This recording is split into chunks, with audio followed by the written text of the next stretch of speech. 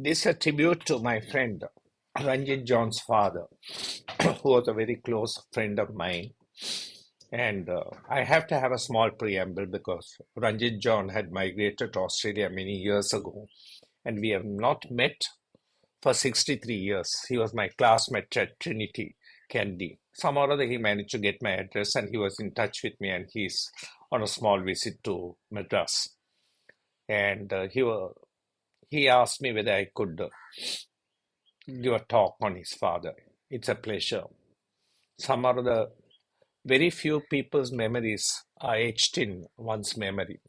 And Ranjit John's father was such a wonderful person and a good friend of my father at Binoy Estate. And he was a very compassionate, kind, benevolent man.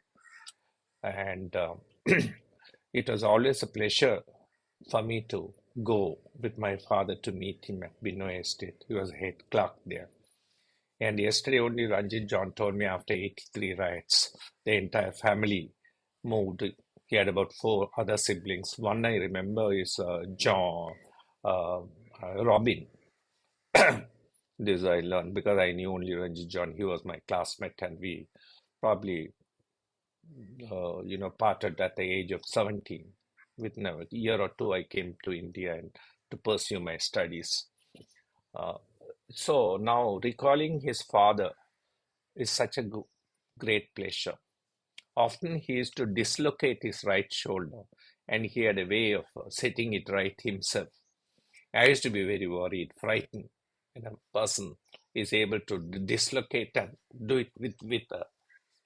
So these are some of the memories. And this man, who was a head clerk with a meager salary, was able to support four children, able to send them to the best of schools, shows his love, his dedication, his care, compassion, and his selflessness.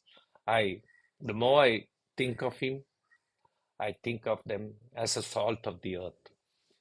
Some or other, Ranjit John's father, the man of such grace, integrity, and dedication, who remained in Pinoy Estate even after the estate was sold by the British to local people.